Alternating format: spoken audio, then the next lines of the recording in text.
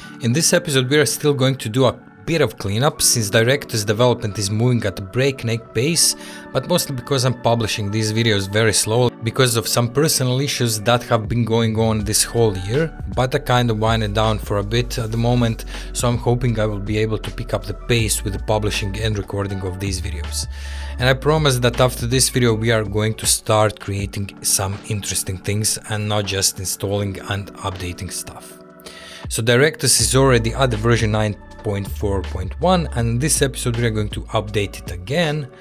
I'm going to show you how to fix an error that we are going to get while doing that, and also we are going to install GraphQL Playground, which will make creating our GraphQL queries much easier.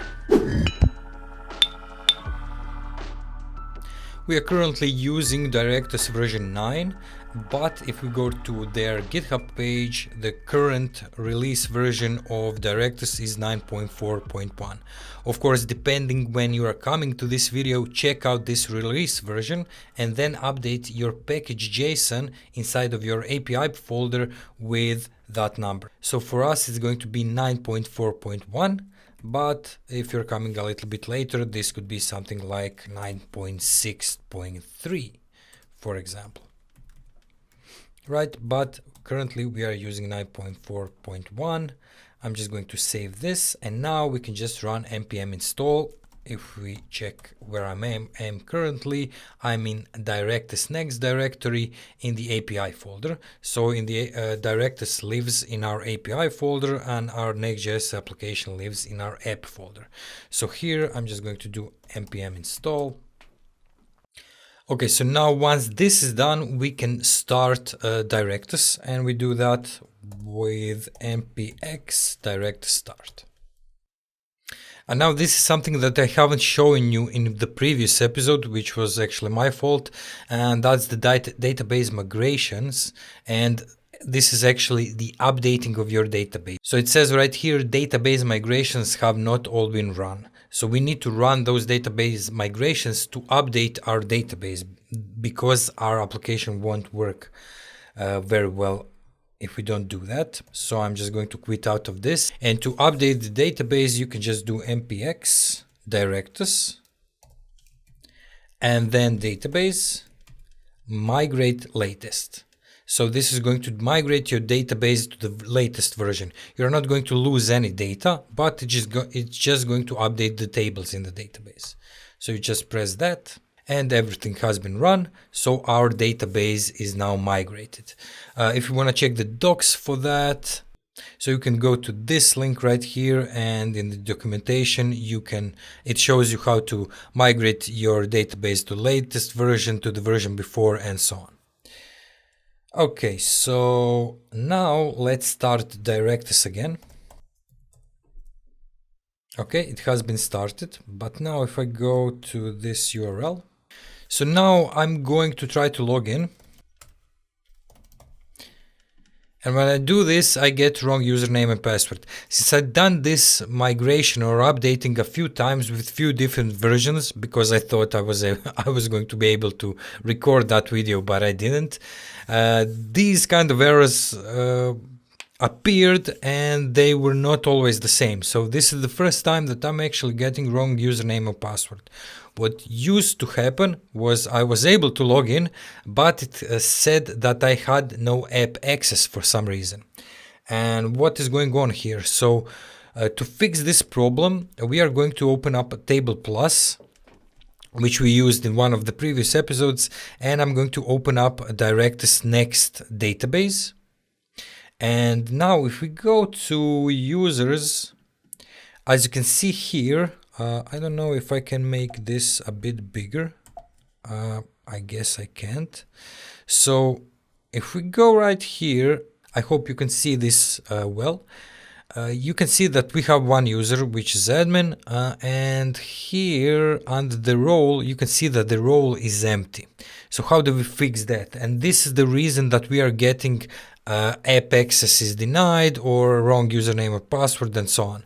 I don't know why this is happening when you're updating. I haven't found anything in the documentation, but I figure out it myself. So you don't have a role here, and you're not admin. You're just a regular user that actually can't access anything. So how do we fix that? You go to roles, and you see that you have here an administrator role. So you take the ID of that role, copy it, go to users again, and here just paste it in. Press enter, and then you need to hit command save or probably control save on Windows.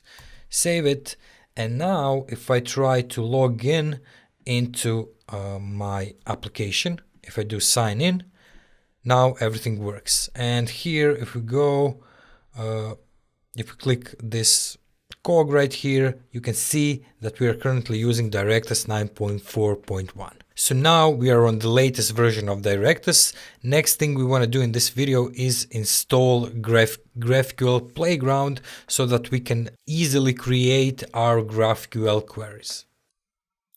Since Directus doesn't come with GraphQL built in, GraphQL is an application that most of GraphQL APIs come with out of the box. Since it doesn't have that, so that you can query your GraphQL endpoints, we will have to install a third-party application. This one is called GraphQL Playground. You can find it on GitHub. Just search for GraphQL Playground, and then you go to releases, and currently they're on version 1.8.10, and you have the versions for Mac, you have exe files for Windows, so if you're on Windows, download that. You have Debian packages, and also if you're on a Mac, you can probably install it by doing brew install cask GraphQL Playground. I think I installed it by just downloading this DMG file and then installing it on my Mac. So it's already installed. I'm not going to show you how to install it step by step. You can probably do that on your own, but once you install it, then you have GraphQL set up, and it looks something like this. So although it says here a local or URL endpoint, since we are actually using our local installation for this, but it's going to ask us for GraphQL config file, which Directus doesn't have. So we are going to use this URL endpoint, and in it you just add the address that you're currently running Directus on. So usually it's going to be 8055/GraphQL, and if you open it, it's going to connect to your server. As you can see, I already did some GraphQL queries right here, so you can use a query for our posts that we created in previous episodes, something like posts, then ID, status, featured image, and the ID of the featured image. So if I run this, you can see that I am getting all of my posts. Also, if you don't know what exactly is in featured image, for example, you can just do control space and then you get storage, file name, disk title. So let's do a title here, and once more let's do something like uploaded on, and if I click this, then you see that we get a bit more information in our response.